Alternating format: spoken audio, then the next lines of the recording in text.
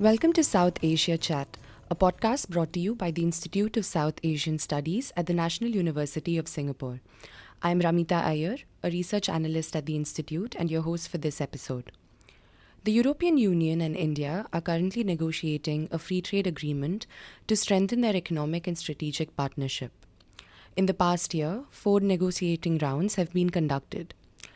The FTA is significant for both sides since the EU is India's third largest trading partner after the US and China and accounts for almost 11% of total Indian trade. India, on the other hand, is the EU's 10th largest trading partner, accounting for more than 2% of the EU's total trade in goods.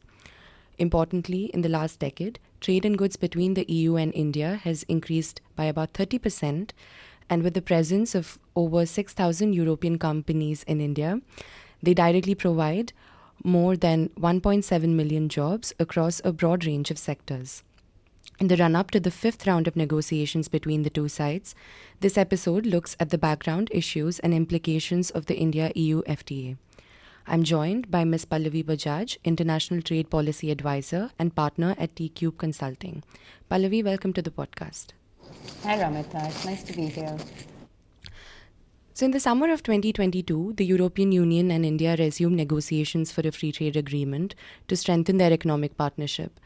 The talks for an FTA, however, began several years ago, which ultimately failed in 2013 after 7 years of fruitless negotiations. Could you share the reasons for the stalling of the earlier negotiations as well as the factors behind its renewed focus? We've been discussing and analyzing these reasons now for a decade from all angles. And I think what it really came down to is that talks did not succeed because both sides could not find agreement on what were then key issues on either side. Things like data security, services, Mode 4, the insurance sector FDI cap in India, and of course the usual suspects, auto, wine, dairy, and the long-standing gap of IP rights versus access to medicine. I think all of these continue to be substantial issues on both sides. There were substantial gaps then. And I think this is to be expected because that is the nature of FTA negotiations. No, they look like they're built on economics, but they're also built on interests of multiple stakeholder groups. And I think while issues may seem largely economic, there are many more layers and factors that impact them. And taking all that into account and finding a middle ground for two large economic entities like India and Europe is always hard. But I get a sense that this time around there's more of a strong political will. There's a different approach politically and administratively to the negotiations on both sides. And I think businesses are generally pushing harder to find that common ground and learn from the stalemate. So it may take time, but I think there might be an actual agreement this time. So the next round of negotiations is scheduled for next month from 19th to 23rd June, and it'll be held in New Delhi. What are the key negotiating areas of focus? I think one key negotiating area of focus might be the air conditioners because it's going to be super hot in Delhi. But no, like you said in your introduction, India and EU are natural and significant trade partners for each other, which means that I think anything that is trade will be on the table as it should be. They're expecting the agreement this time to be 3-tiered, or really a combination of agreements in 3 issues. So they're keeping trade, investment, and geographical indications as parallel negotiations. And discussions include some more usual subjects like agricultural tariffs, services, manufacturing, but also other areas which will be interesting to follow. Public procurement, which is a market India has recently initiated access to with its last FTA. There's, of course, investment, which is an area of significance to EU businesses and one where India has recalibrated strategy based on past experiences. So that should definitely be interesting to follow, especially on dispute settlement and the balance between investors' concerns and policy space. Then there's TSD, trade and sustainable development issues, environment, labor, etc.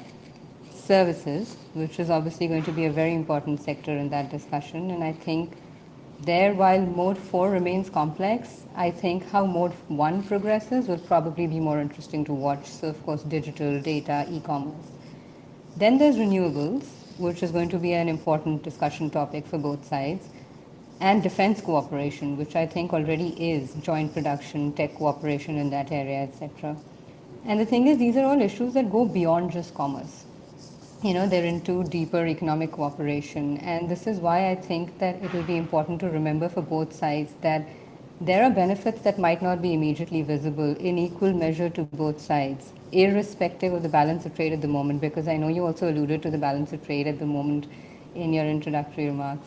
And the fact that there is this ongoing restructuring of the global economic balance in context of everything that has happened in the last few years. And that context will be very important in this agreement. So again, issues like public procurement, investment, TST, services, particularly Mode 1, and everything else that isn't immediately just economics, I think will be the more interesting issues to follow. So, despite the renewed rigor in the negotiations now, there are still significant issues and points of contention between both sides. What are some of the broad challenges that you foresee in the coming months? Like I said earlier, some old and some new issues really. There's Mode 4. It's extremely important to India on services for market access to the EU as a bloc. And in the EU, it's the mandate of sovereign members in the European Union. So that always makes it hard to negotiate for the EU. There's TSD, and within it, environment in particular. That, and then the impact of the carbon border adjustment mechanism and the Green Deal on deforestation that were recently announced. I think Indian experts and negotiators have already expressed their thoughts on the impact of such unilateral regulation in the middle of negotiations, and India's position on binding commitments and FTAs in this regard in general. On the other hand, EU has made its position with the carbon border adjustment mechanism very clear with its announcement, and also signaled that it's here to stay. So I think that will definitely be something that will take a longer discussion. Labor, investment, like I said earlier, especially on dispute settlement, investor state, India has had its hands burnt and is generally looking more seriously at the balance between business concerns and policy space, so that will be tough to negotiate. Digital and data security. This is critical for both sides. There's very little regulatory common ground and very high significant common areas of interest and potential for cross-fertilization. So this will be challenging, but potentially one of the bigger outcomes if they can agree on something. And of course, other than that, there's always the issues that continue on tariffs on auto, spirits, and wines, both hard areas for India to negotiate on. I think on auto, there may be a midway of cross-fertilized interests, particularly with the recent restructuring of value chains and Europe looking at restructuring its Asian engagements. But this will be down to the ability of negotiators and their advisors to engage with industry, because there is a lot of interest from industry in this area, and if we do our stakeholder engagement well, I think we may be able to find a midway here. Wines and spirits is going to be complex. There is a labyrinth of complexities on the Indian side in this, various levels, economic, social, administrative, all kinds. And it's not just about revenues from alcohol tariffs for India. So I will be surprised if this was an easy gift for India, because I don't think it can be. And of course, there is the long-running conflict between IP right protection and access to medicines. Again, India has indicated time and time again that its focus is going to be on the latter, on access to medicines. And in COVID, this has stood India in good stead. So there will be a need to balance between business interests and welfare here, which is never easy to navigate, but I think that's not impossible either. The area that I think is not going to be a point of disagreement but will be challenging anyway is MSMEs. It's an important issue right now, particularly with digital being driven by small businesses. I would love to see more than lip service in this regard, which is always challenging to achieve but necessary. And I think it will be interesting to see, though there will not be much disagreement, but there are definitions and standards that differ between the two countries. And I think the challenge here will be coming up with a framework that actually has an impact on MSME concerns and on effective inclusion between two partners where even the definition of MSMEs is not aligned. So I think that might be challenging, but an important outcome again. So I want to focus on a couple of things that you mentioned. The first is on data security. So both sides established a Trade and Technology Council to lead on issues pertaining to digital transformation, green technologies, and trade. There's also a certain expectation that talks on data security within the FTA will be channelized through this council. What are your thoughts on how this will unfold? And you did mention earlier that there's very little common ground on data issues between the EU and India. But what really are the conditions in which they can achieve some fruitful outcome, especially given that there was a data protection bill in India that was withdrawn last year from the parliament? Right, so digital and data, this is my favorite subject. Very complex, but extremely critical to work on, like I keep saying. Digital in general and data security from that point of view in particular. The thing that both sides, I think, need to keep in mind here is kind of what they were going for with the council that you mentioned earlier. They set up a technical cooperation initiative because they recognize this. Digital is how we trade now. Every economy is building its own digital infrastructure, its own skills to enable easier, more secure data transfer and digital transactions. And the key word here really will be enable. If the frameworks that the two sides agree on enable easier, more secure data transfer and digital transactions and not just look to restrict and regulate them, we'll find a functional enforceable agreement. And that's not actually as difficult to find as we seem to think. I think the catch is the differences on regulation between the two partners. And the solution to close that gap will be to not focus on it so much.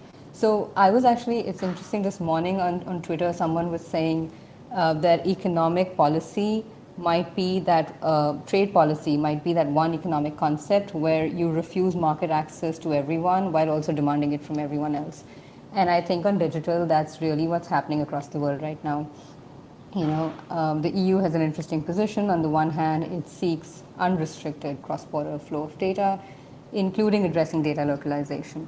On the other hand, there is the very restrictive GDPR, a framework that has been announced and implemented already over 5 years. It's been tested with businesses, and Indian businesses have continuously contended, especially small businesses, that it restricts their ability to provide services into the EU, which is compounded by the fact that the EU has not provided India the status of a data secure nation yet. So it's obviously challenging from the Indian point of view. From the EU point of view, India needs more access to the EU market, but its own regulatory framework for data and for digital is, like you said, still work in progress. So finding common ground where no regulatory framework exists already is obviously complex. But the thing is, India has recently had a strong focus on leveraging technology for service delivery. And it has been working in creating an enabling ecosystem for digital trade, which leverages data, especially for small businesses and startups. And in this space, the government has pushed various initiatives that I think are adding up to one large, collectively secure, robust, inclusive, trust-based digital ecosystem, while working out in parallel how regulation can aid that process. So things like the ONDC or the OCEN for enabling access to finance, UPI, which has really revolutionized in India transactions from the smallest vendor to the largest mall, eKYC, which adds that layer of security, and then linking it back to the national ID. So I think they're slowly building, really leveraging digital platforms for service delivery. And therefore, from the Indian point of view, it's going to be looking to foster regulatory frameworks that enable and not restrict such a massive and inclusive framework, while allowing India to leverage its large wealth of data, because it's a big market, to foster innovation. And this is going to need time, it's going to need deeper stakeholder engagement to develop and to implement. So really the key for the EU in this process is that it should seek to be a trusted partner in the process, because there is a lot the EU can offer to India here, but also a lot that EU can learn from the process and then benefit from the outcome.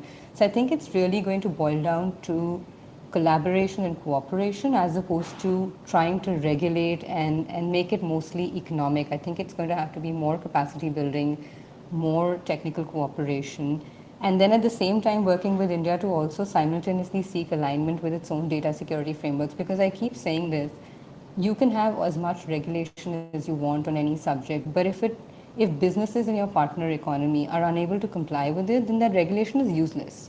Then it's a choice between doing business with a partner or not.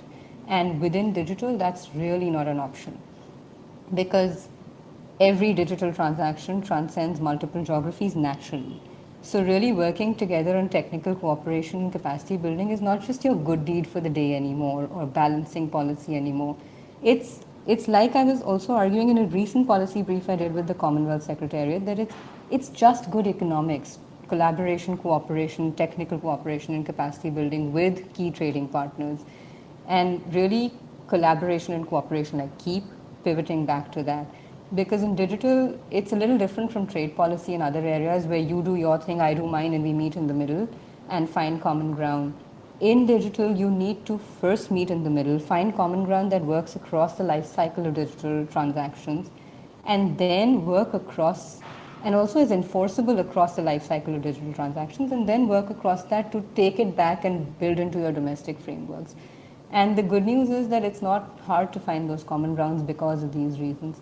So digital will be complex, but I think if you focus on knowing that we have to do this together, this is not something you do you and I do me and then we meet, then this is actually something that we can find a really solid structural resolution on, which could actually provide a good example for everyone, because everyone across the world is struggling with finding common ground in digital. So I think India and you have a real opportunity here. Moving on to another issue that you raised on the Carbon Border Adjustment Mechanism, or CBAM in short. Earlier this year, the Joint Secretary in India's Department of Commerce expressed Delhi's concerns over the EU's announcement of imposing a carbon tax, saying that such measures would require it to recalibrate the approach towards the FTA negotiations. So, India seems to be viewing the new measures as a protectionist tool rather than as a global climate change intervention. Could you throw some light on India's concerns? Yes. So CBAM is, as I was saying, a hot topic in trade circles right now. I keep hearing about it from several colleagues across countries, and no one seems to be happy about it. Everyone has expressed their reservations. I think Brazil expressed its reservations. The US did. India certainly did, like you said. I think it was twofold for India. One being that the measure actually impacts 5 or 6 key sectors of significance to India, and it does so with quite deeply. And the other is that when you're in the middle of a negotiation, if unilateral measures like this keep coming up, it's like you said, India needs to keep recalibrating its approach to the FTA every single time. And that always complicates what is already quite a complex negotiation, which has quite a history behind it. The issue on sustainable development issues is that there's no denying that both sides are serious about it. But the approach to working on it needs to be realistic, and it needs to require two sides working together with an acknowledgement of, as I was saying earlier, history of industrialization, which comes up also at the WTO and on several other fora. There is also goals of both sides to be considered. There are legitimate issues of protecting the environment which remain at stake. But it is an FTA, and therefore, in the context of all of these things, it is important to keep the focus on commerce. And from that standpoint, I think EU's specific interest in this area is addressing renewable energy and alternative energy, and a transition to the low emission economy, including through trade in environmental goods and services, which is a growing industry segment within EU businesses. And they will seek access to the Indian market and its growing demand. Within that context, when there are measures like CBAM and the Green Deal to consider, or the Green Deal being on deforestation, that always complicates things for India, because India is going into this with a full impact assessment. We have a growing demand for renewable energy and alternative energy sources. The government has laid out plans for transition to a low emission economy, but supported by domestic players. And I think this comes back to dependencies and vulnerabilities in critical sectors. India will be reluctant to take on commitments that hinder progress of domestic capacity in this regard, and commitments that will act as more restrictive barriers to trade than necessary, which I think, like I was saying earlier, has been the opinion of most countries in their response to the carbon border adjustment mechanism, that it is more trade restrictive than necessary. So that will definitely weigh on the negotiations, but if I think that in the context of all the sensitivities, I think they can find a way to keep it specific to commerce and take it forward. So there's a sense that both sides are planning to conclude an FTA by late 2023 or early 2024. Given this, what are your expectations, and do you also see the possibility of an interim agreement being signed? Right. So, will there be a deal by end 2023? I'm not sure. I think there is still a lot that is open and needs to be discussed. It really boils down to how the next round goes, but I don't see 2023 end. realistically with a full deal. Therefore, will there be an interim deal? I think businesses want it. I think administration is pushing for a full deal. But in this situation, maybe businesses will win and we'll get at least the low-hanging fruit and the immediate areas of concern, because things like renewable and defense cooperation, I don't think either of them are looking to put off for very long. The thing with FTAs is, as I was saying earlier, that they can be typically and largely about commerce. So really the focus is always market access, and that's mostly what negotiators are discussing. But between India and EU, given everything that's going on in the world, all the geopolitical and other developments, at this point an agreement on trade between India and EU, as we can also see from the sectors being discussed, cannot just be about market size or market access anymore. There has to be a deeper economic and geopolitical cooperation that will have to be a key outcome. Tech cooperation, innovation, R&D, digital, sustainability that is by definition built on inclusiveness. And those outcomes, I don't think the two sides are looking to put off anymore. From the EU perspective, because it's also going to be one of its first agreements with an emerging economy. It is also seen as a tool to restructure, as I was saying earlier, its Asian engagement overall. Also, India has a growth story right now that is progressing rapidly under the existing administration. And as a key partner, especially on tech and innovation in India, which has a big thrust right now, the EU does have a lot to benefit from being a partner in this growth story.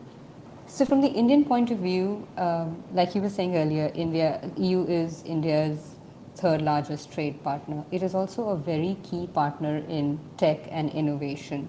And that is an important space right now where India has taken large strides in-house as well as in cooperation with key partners, particularly Germany and France more recently.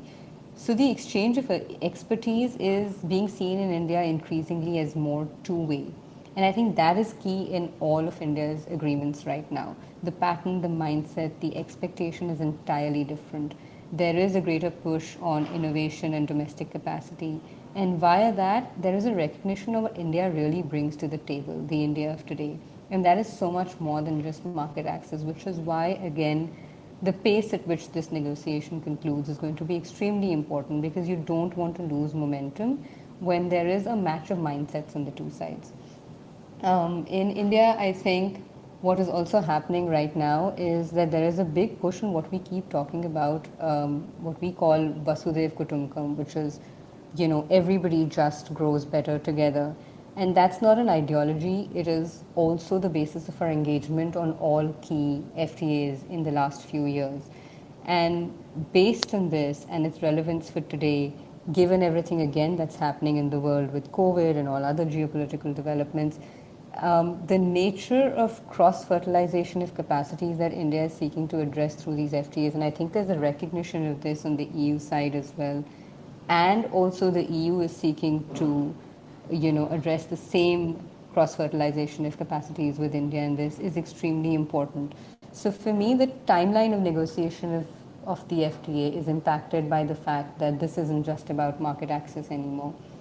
And there is an increasingly more natural partnership between India and EU developing on key non-trade areas as well, like I said, defense cooperation and tech and innovation. So to this end, I think they will be looking at wrapping this negotiation up quickly. Again, I still don't see how it's going to happen by the end of this year, but who knows. These two economic blocs in general, India and the EU, have proven that they have the capacity over the last few years to do everything very quickly if they really want to. So who knows where June will take us. I think two things that they probably should focus on is, like I said, mode one. It's going to be extremely important and is going to impact stakeholder interests greatly. So that if they can focus on that, then that will be really useful. Agricultural supply chains, I know this is extremely controversial, but they have been restructured owing to, like I said, all the various developments or events globally. And while this is complex, it is one where, with sensitivity to domestic priorities on both sides, there can be avenues of leveraging considered cooperation without compromising food security and policy space in terms of minimizing dependencies and vulnerabilities. And this is true across all key sectors. I think if they can even get these two, and these two are hard areas, but if even these two can be looked at with consideration, then that will already be a good outcome in the immediate run. I think it will be important to make sure that the agreed rules are enforceable. That is my expectation. Make sure that the agreed upon rules are enforceable, because what good are they if they are not? You can have this massive FTA that takes 10 years to negotiate and then come up with an outcome that is useless to businesses because it's not enforceable, because not enough common ground was found, or not enough harmonization and definitions and standards was done, especially as trade becomes more digital and cross-jurisdictional. I think that will be important. And of course, finally, working on the deal with the long run in mind. I keep saying this: more cooperation for facilitation and less regulatory restrictions. I think if that would happen, that would be a good match of expectations. And if we do it right, at this point in the world, I think it will serve as a model or a tool for more effective engagement at the multilateral level too, where India and EU are two big players that can lead the way on reforms and restructuring of a system that should be working for all members, but at the moment is struggling to work for any. So there is more riding on this agreement than just market access. And if we do it right, we'll be doing it right for a lot of our other trade partners, or just general economic restructuring across the globe now. And that's extremely important to keep in mind, both in terms of pace and outcome. Pallavi, thank you so much for being on the podcast. You were listening to South Asia Chat. To learn more about our work, visit us at isas.nus.edu.sg. You can also get updates from social media. We're on Twitter, LinkedIn, Facebook, and Instagram.